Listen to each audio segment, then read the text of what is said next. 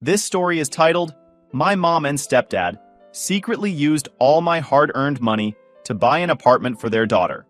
So I forced them to face legal action. Hey everyone! Before we jump into today's video, big news! I've launched a new Reddit channel. This time, the background isn't Minecraft. It's Subway Surfers in a Christmas theme to match the season. Check it out, subscribe, and join the fun. Links in the description. See you there. Now let's start the video. Hey everyone, I need to vent in here because I'm losing my mind over what just happened. I never thought I'd be the type to post here, but when your own mom steals from you, where else do you go? This isn't some minor misunderstanding or family spat. It's full-on betrayal, and I'm stuck between being furious and completely gutted. Let me back up and give you some context so this all makes sense. I grew up in what you'd call a blended family, which is just a nice way of saying things got messy after my parents split. I was 7 when they broke the news. They sat me down and said, "We still love you, but we don't love each other." It was calm and weirdly polite, no screaming or drama, which felt worse in some ways. Like, they were so okay with it.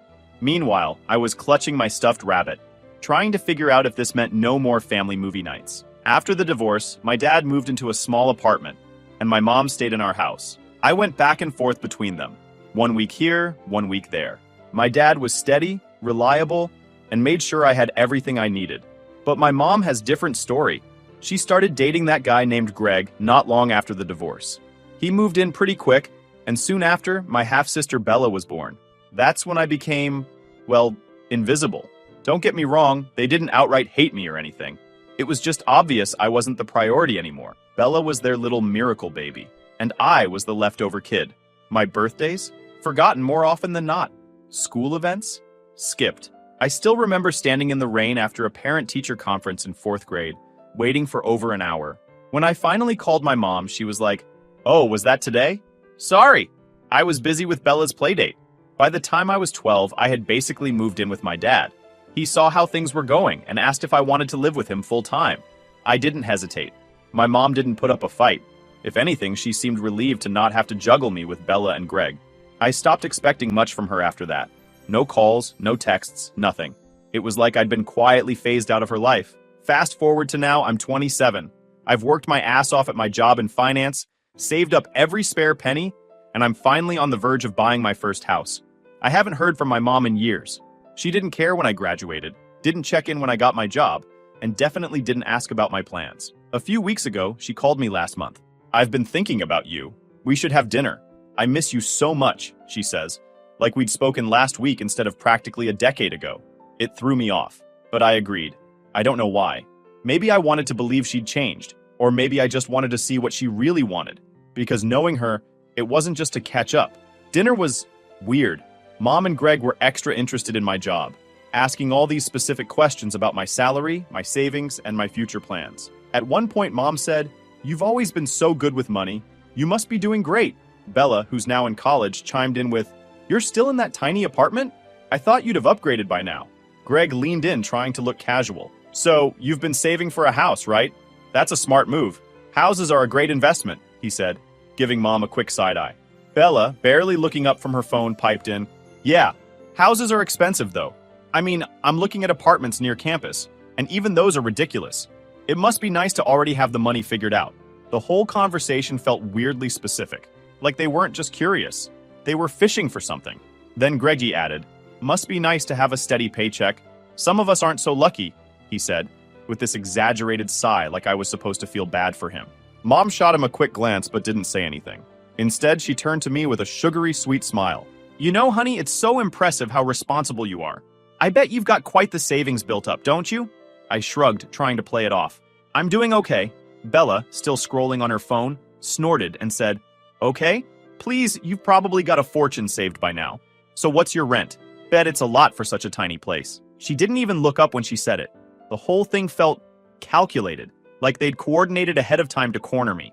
It wasn't a conversation, it was an interrogation. They got me anxious, and I even checked my bank account the next day, just in case. But everything was fine.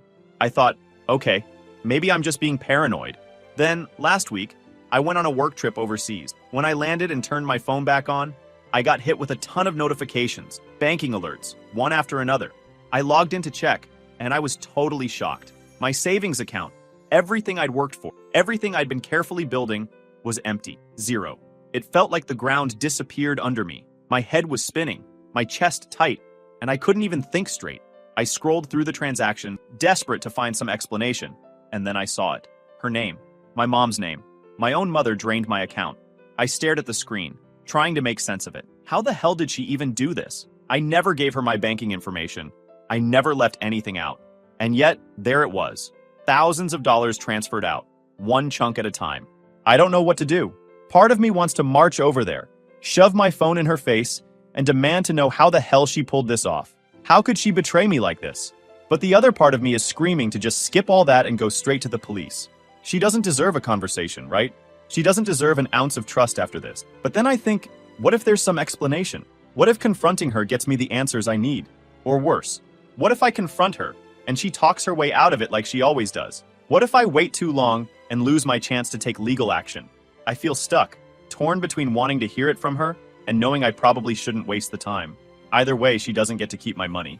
I'm not letting her get away with this. But right now, I don't even know my next step. Do I confront her first?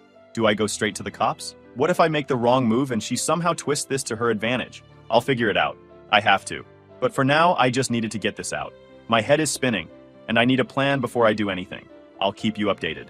Update 1. Hey again. First off, thanks for all the comments on my original post. I didn't expect so many people to care, but reading through your advice gave me a lot of clarity. I promised an update, and now that I've had time to figure out more of what went down, I'm back with everything I've uncovered so far. So, after staring at my drained account and trying not to throw my laptop across the room, I decided the first step was to contact my bank. I needed to know exactly how this happened. The rep on the phone was super polite, but you could tell they were tiptoeing around me like they were afraid I was about to blow up.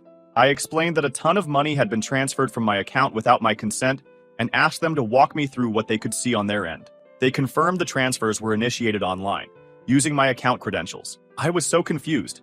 I'd never shared my login details with anyone, not even my dad, who I trust with my life. I asked if there was any record of the device used to access my account. After putting me on hold for what felt like forever, they came back and told me the logins came from a device they couldn't fully identify, but was flagged as previously authorized. Basically, someone had logged in from a device that had already been connected to my account before. That's when it hit me. My mom had been over to my apartment a couple of weeks ago, right before the dinner, where she got super nosy about my finances. She'd used my bathroom while I was making coffee. At the time, I didn't think twice about it, but now I'm starting to piece things together. Here's my theory. While she was in the bathroom, she must have grabbed my phone.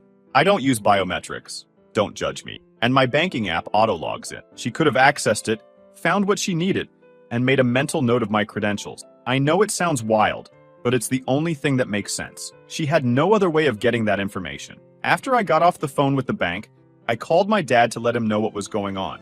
He's always been my go-to for advice, and I needed someone to tell me I wasn't losing my mind. When I told him everything, he got quiet for a long time before saying, "You need to go to the police." I wasn't ready to take that step yet. I mean, we're talking about my mom. I didn't want to believe she'd planned this. Maybe it was some huge misunderstanding. Maybe she meant to borrow the money and just hadn't told me. I decided I had to talk to her first, just to hear what she'd say. So I drove to her house. Screenshots of the transfers saved on my phone, fully prepared to demand answers. Greg opened the door with this smug look on his face I always hated. And honestly, I almost turned around right then. But I'd come too far to back out. "Is Mom home?" I asked, trying to keep my voice calm. "She's inside," Greg said, stepping aside like he knew exactly why I was there. I found her in the living room, flipping through a magazine like she didn't have a care in the world. When she saw me, she smiled and said, "Oh, hi, sweetie. What a nice surprise." I wasn't there for small talks. I pulled out my phone and showed her the screenshots. "What is this? How did you transfer money from my account?" She didn't even pretend to be shocked. She glanced at the screen and said, "I don't know what you're talking about." "Don't play dumb," I said.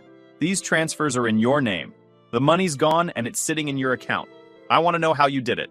That's when she dropped the act. She sighed, like I was the one inconveniencing her, and said, "Look, Bella needed help, and you weren't willing to step up. So we took care of it ourselves." "Took care of it?" I could barely process what she was saying. "You stole from me.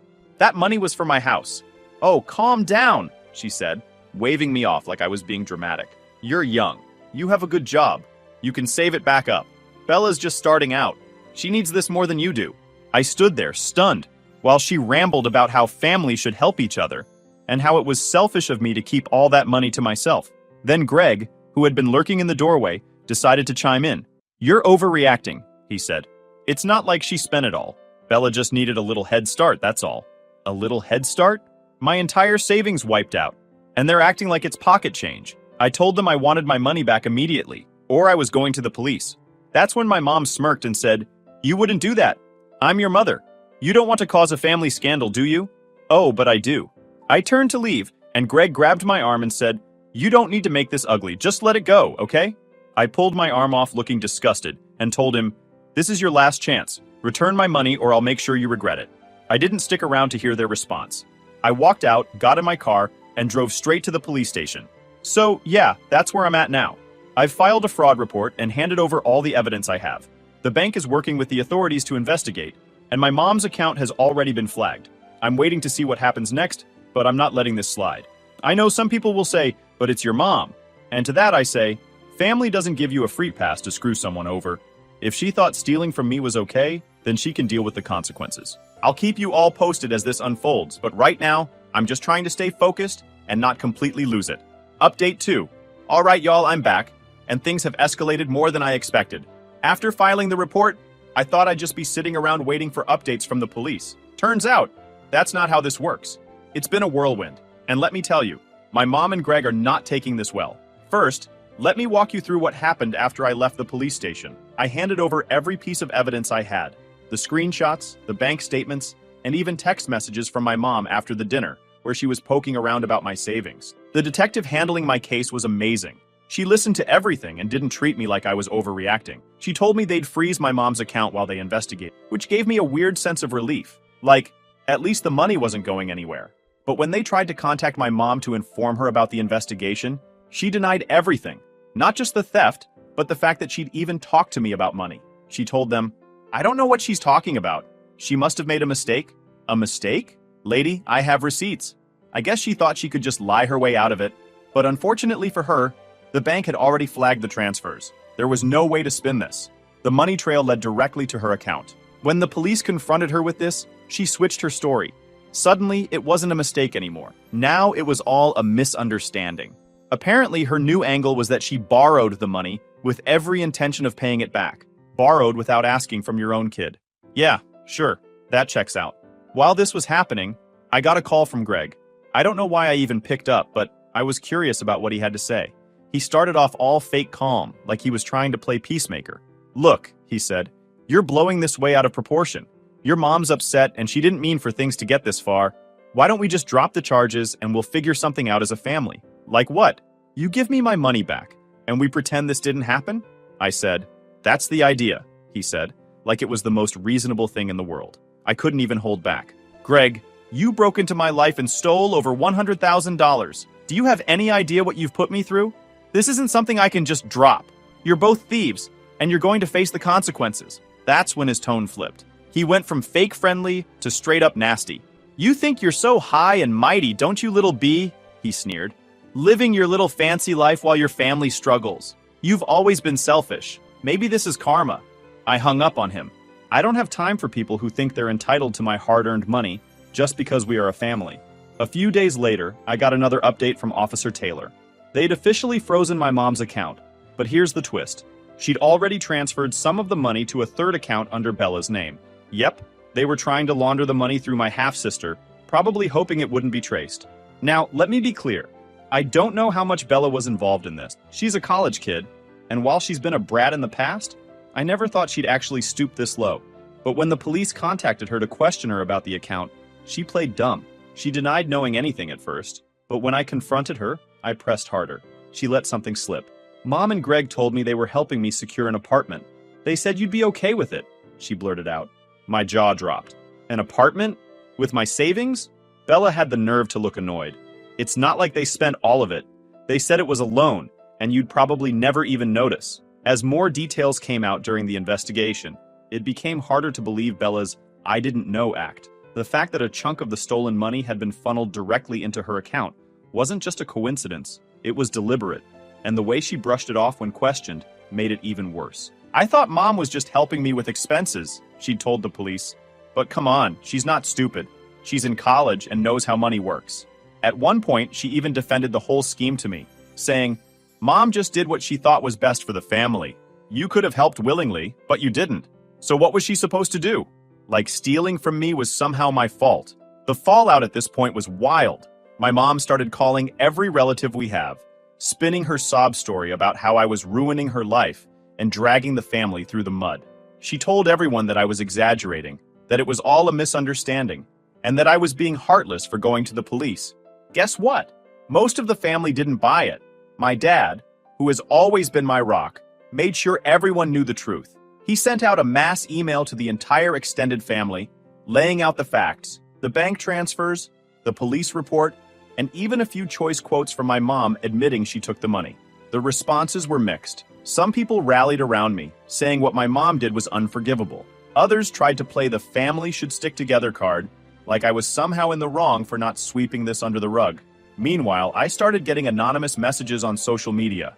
Stuff like, "You're a terrible daughter, and how could you do this to your own mother?" I blocked every account, but I have a feeling Greg was behind them. He seems like the type who thinks online harassment is a valid way to win an argument. Through all of this, I've been staying focused on the bigger picture.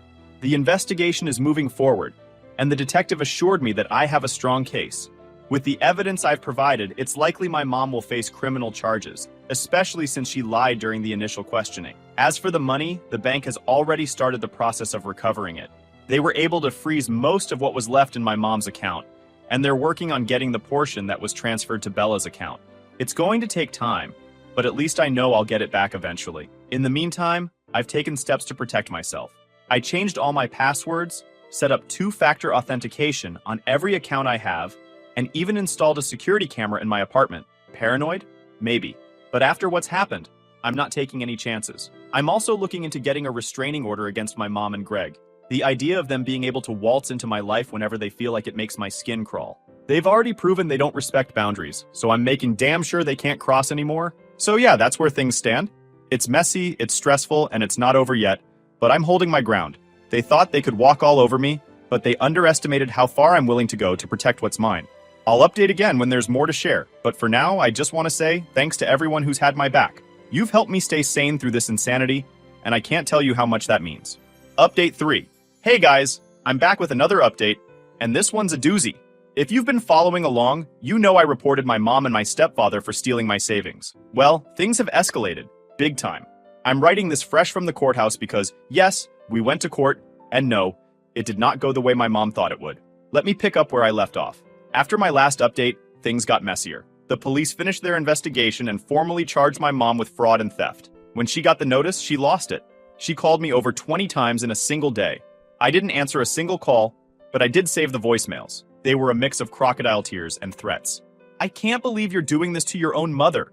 You're tearing this family apart. Is this really how you want people to remember you?"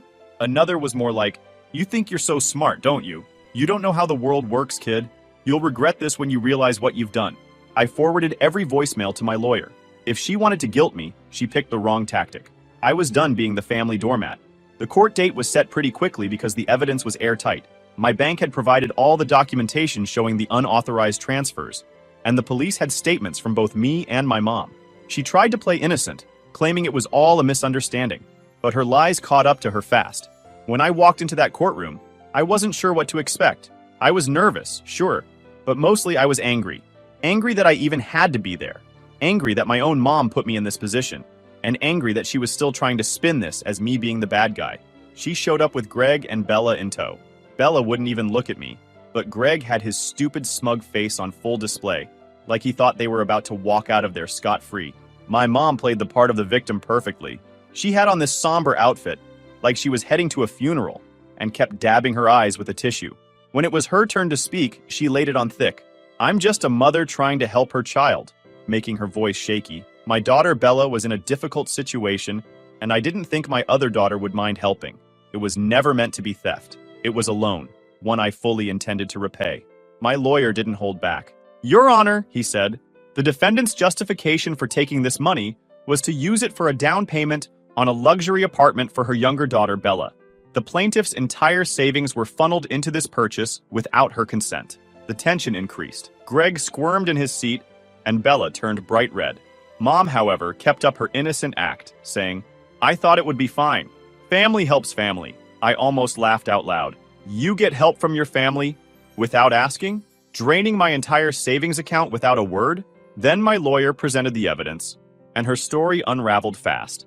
He showed the screenshots of the transfers, highlighted the fact that they were labeled as personal transfers, and even played some of the voicemails she'd left me. The courtroom was silent as one of the voicemails played. "You think you're so high and mighty just because you've got some bucks now? You'd be nothing without this family. Don't you dare forget where you came from, you ungrateful little brat. Acting like you're better than us? Please, you're just a stuck-up wannabe riding on the coattails of people who actually matter." The judge didn't look impressed. In fact, he looked downright annoyed. Then Greg tried to speak up, saying, "Your Honor, this is just a family disagreement blown out of proportion. My wife..." The judge cut him off. "You are not the defendant, and unless you're testifying under oath, you will remain silent." Greg's face turned bright red and he slumped back in his seat. I swear that moment was the highlight of my day. When it was my turn to speak, I kept it simple. I told the court about how I'd been saving for years, how I worked hard to build my future, and how betrayed I felt when I realized my mom had taken it all without even asking. "This wasn't about helping my sister," I said. "This was about control. She didn't like that I was independent and didn't need her, so she decided to take what wasn't hers. Family doesn't do this to each other." The judge nodded along as I spoke, and when I was done, he looked directly at my mom and said, "Your actions were not only illegal, but deeply unethical. You violated your daughter's trust in a way that is inexcusable. This court finds you guilty of theft and fraud." He sentenced her to a suspended sentence, which basically means no jail time as long as she follows the court's condition. But the best part is, she was ordered to return every single penny she stole within 30 days. And if she didn't, the suspended sentence would turn into actual jail time. When the verdict was read, my mom looked like she'd been slapped. Greg muttered something under his breath, and Bella was standing there staring at me. I actually thought she'll come and apologize. But nope, she just glared like I'd ruined her life. After the hearing, Greg stormed up to me in the hallway. "This isn't over," he hissed. "You've humiliated us, and you'll regret it." I stared at him and said, "The only thing I regret is trusting either of you. Stay out of my life." Then I walked away. Things are getting interesting. Most of my extended family is on my side, especially after I sent out a group text explaining everything. I guess when you stand for yourself and claim power, no one has anything to judge you about. And if they did, I'll shut them all up, because I'm already fed with this nonsense. My dad came to court with me, and afterward, he gave me a hug and said, "You did the right thing, kid. I'm proud of you." That meant more to me than I can even put into words. Now, I'm waiting for my money to be returned. The bank has already started the process, and as of today, my mom has repaid about half of it. The rest is due by the deadline, and if she doesn't cough it up, well, that's not my problem anymore. It's the courts. I've also filed for a restraining order against both her and Greg. I don't want them anywhere near me, my apartment, or my accounts ever again. I'll keep you posted on how the repayment goes, but for now, I'm feeling a lot lighter. This isn't the ending I wanted, but it's the one they forced me to create. Thanks for sticking with me through all this, guys. Final update. Hi guys, it's been a wild ride. I'm back with what's probably going to be one of my last updates. A lot has happened since the court ruling, and while things are finally calming down, the fallout from this whole mess has been nothing short of chaotic. So, after the judge ordered my mom to pay back the stolen money, I kept waiting for the other shoe to drop. You'd think getting caught and dragged to court would have made her and Greg back off, but these two are relentless. They actually had the audacity to try and appeal the ruling, claiming the court was too harsh, and that the sentence didn't take family dynamics into account. The court basically told them, "You stole the money, you admitted to it, and now you're paying it back. Deal with it." Their appeal was denied almost immediately, and I thought that would be the end of it. But of course, they couldn't just leave it there. A few days after the appeal was shot down, I started getting these weird, passive-aggressive texts from Bella. Stuff like, "Hope you're happy. Mom's been crying nonstop and it's all your fault. Do you even care what you've done to this family?" And my personal favorite, "You might have your money, but you've lost your family forever." At this point, there's nothing I could say that would make them understand how messed up this whole situation is. And honestly, I'm done trying. I've spent enough of my life bending over backward for people who clearly don't care about me. On the bright side, the bank officially transferred the last of my money back into my account last week. Seeing my savings back where they belong was like finally being able to breathe after holding my breath for months. I'm still working on getting the restraining order finalized, but having my finances secure again feels like a huge step forward. Remember how I mentioned some relatives tried to guilt me into letting this go? Well, a few of them have really leaned into the drama. My aunt, let's call her Karen because she's basically the walking stereotype, decided to hold a family meeting to discuss rebuilding bridges. She called me up and said, "I think it's time for everyone to come together and heal.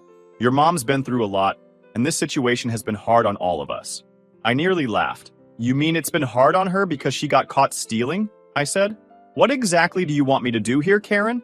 Pretend it didn't happen?" Karen sighed like I was the unreasonable one. "It's not about pretending. It's about forgiveness. Family is family." "Then maybe she should have acted like family before robbing me blind," I snapped, and hung up. Apparently, Karen went around telling everyone I was being cold and vindictive. But to my surprise, most of the family didn't agree with her. My dad's side, in particular, has been super supportive. The biggest shock, though, came from Bella. About a week ago, she showed up at my apartment unannounced. I wasn't sure whether to slam the door in her face or hear her out, but I opened for her. "What do you want, Bella?" I asked, crossing my arms. She was fuming. "I don't see why you couldn't just let it go," she snapped as soon as I opened the door. "Mom and Greg were just trying to make sure I had a place to live. You didn't need all that money right away, and you're already doing fine." "Doing fine? Bella, they stole from me to get you an apartment, and now you're mad because I didn't let them?" I couldn't believe her nerve. "You're so selfish," she hissed. "It's just money. They were doing it for me. Why don't you get your ass to work and get yourself an apartment? That's my last advice to you, and I don't want to see your face at my door again." I slammed the door in her face. I'm done arguing with people who can't grasp basic morality. As for my mom and Greg, they're still playing the victim. Last I heard, they were telling anyone who would listen that I'm a greedy, selfish child who's punishing them for no reason. I've blocked them on everything, so I only hear about their nonsense through other people. Honestly, I couldn't care less. Right now, I'm focusing on moving forward. I'm officially under contract for a house, a cozy 3-bedroom not far from my dad's place. I'm working with a realtor and a decorator to make it feel like home. And it's the first time in months that I've felt genuinely excited about something. When I close on the house, I'm planning a housewarming party with the people who've stood by me through all of this.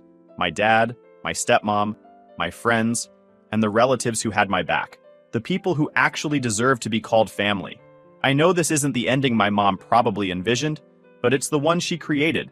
She chose money over our relationship, and now she has to live with the consequences. Your comments and advice helped me find the strength to stand up for myself, and I'll always be grateful for that. If anything else comes up, I'll be sure to let you know. But for now, I'm ready to put this chapter of my life behind me.